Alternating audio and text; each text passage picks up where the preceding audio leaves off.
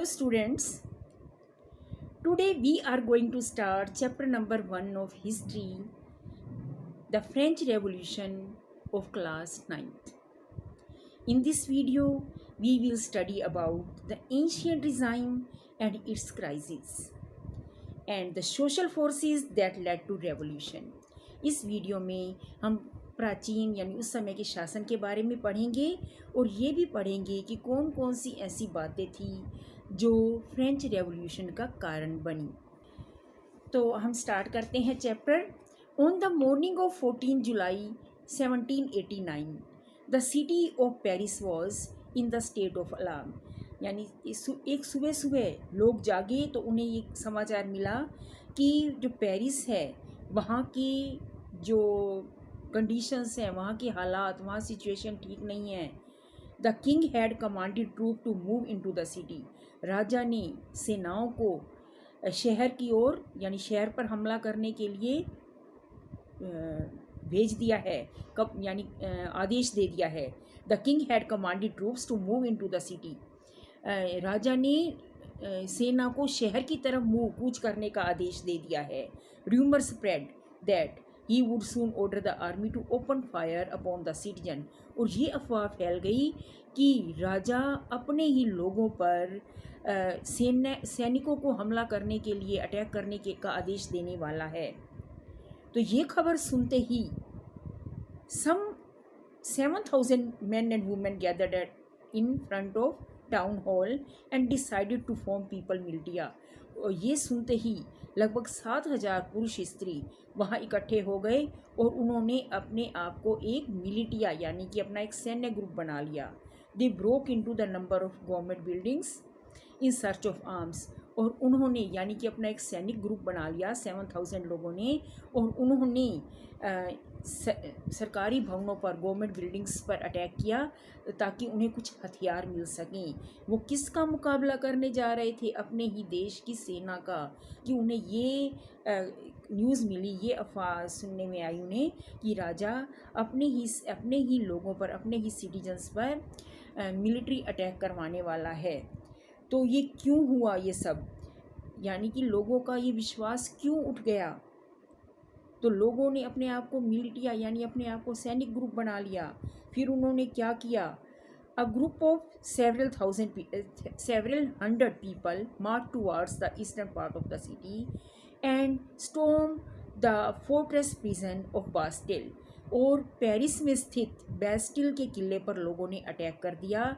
Where they hope to find hoarded ammunition, जहां उन्हें हथियारों के मिलने की संभावना थी।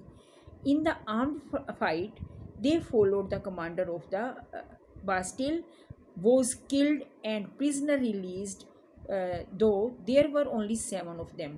उन्होंने बेस्टिल के किले पर अटैक किया, जो वहाँ पर कमांडर था उसको मार दिया, और जहाँ वहाँ पर जो ओनली 7 प्रिजनर्स थे उनको रिलीज़ कर दिया।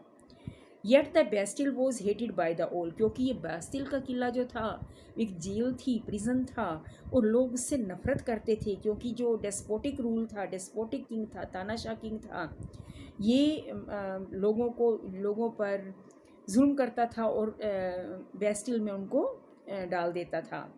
The fortress was demolished and its stone fragments were sold in the market to all those who wish to keep souvenir of its destruction.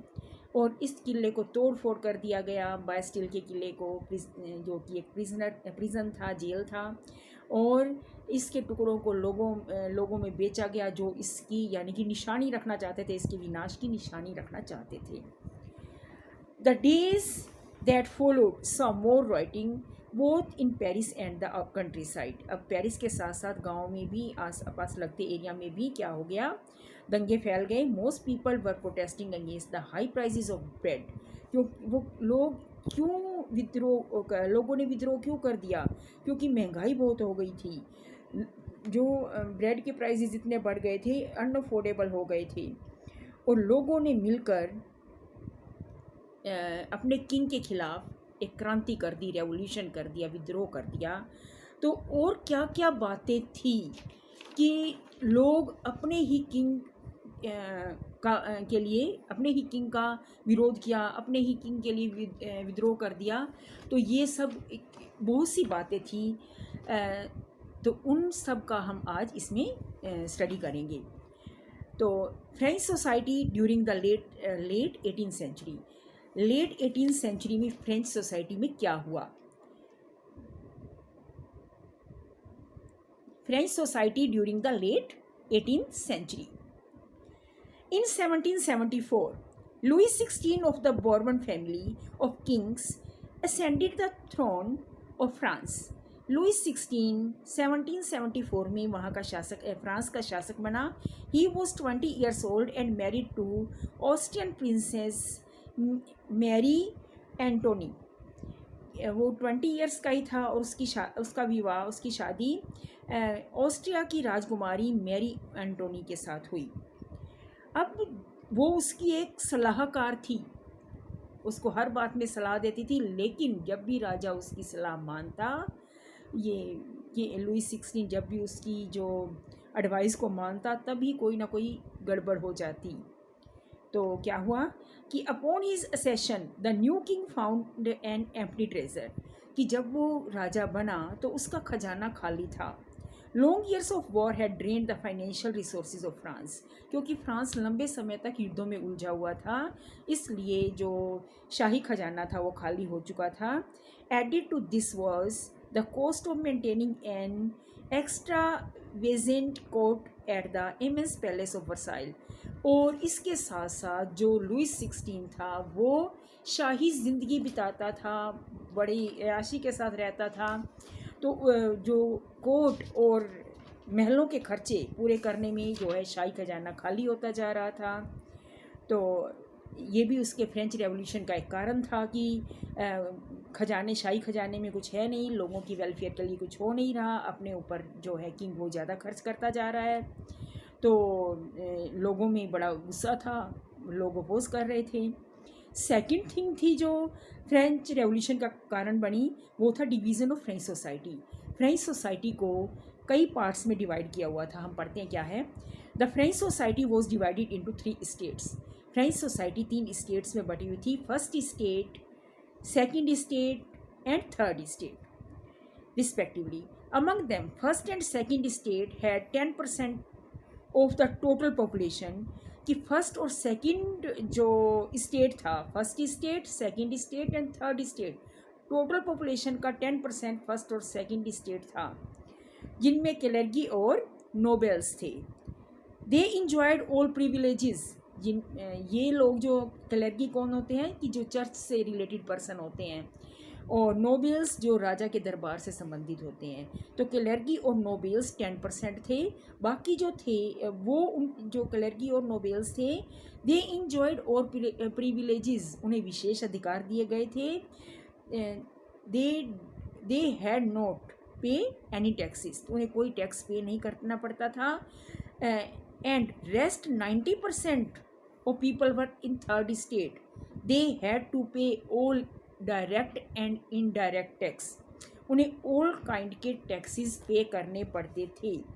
And this kind of discrimination led to revolution by the third state, और इसी वजह से third state के लोगों ने क्रांति कर दी। Third cause क्या था, तीसरा कारण क्या था, rising prices. The population of France had increased, France की पॉपुलेशन बढ़ रही थी। This resulted into more demand of food grains, जिसकी वजह से फूड ग्रेन्स की डिमांड भी बढ़ी।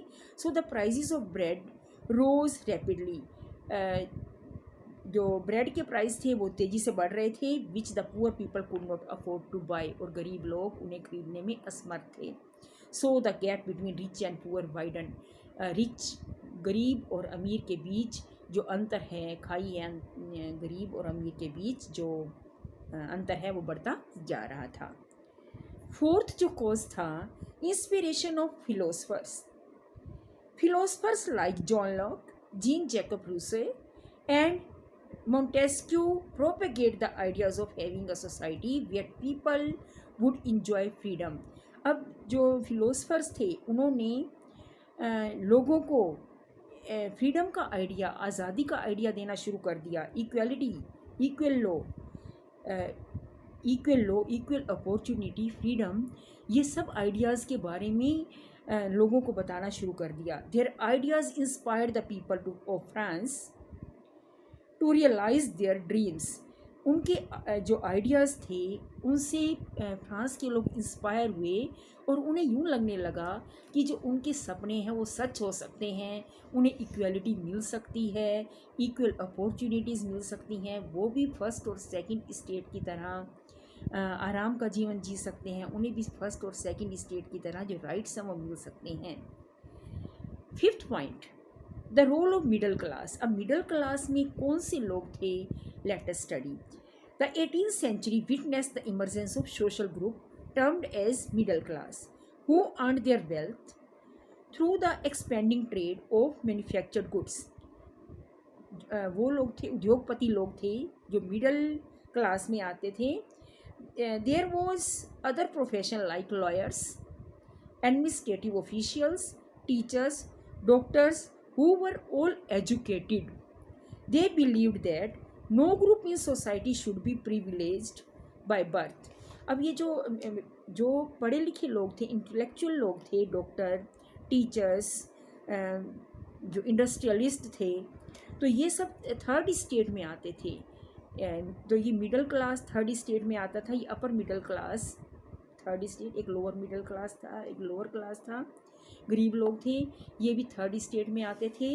लेकिन जब मिडिल क्लास थोड़ा जो मिडिल क्लास लोग थे, इंटेलेक्चुअल पढ़े लिखे लोग थे, उनका ये मानना था कि सोसाइटी में प्रिविलेजेस, जो जन्म के आधार पर प्रिविलेजेस मिले हुए हैं, जो फर्स्ट और सेकंड स्टेट को विशेष अधिकार मिले हुए हैं, वो नहीं होने चाहिए। तो ये सब जो कारण थे, ये फ्रेंच रेवोल्यूशन का कारण बना। और इसके साथ साथ हम नेक्स्ट वीडियो में हम नेक्स्ट टॉपिक को स्टडी करेंगे।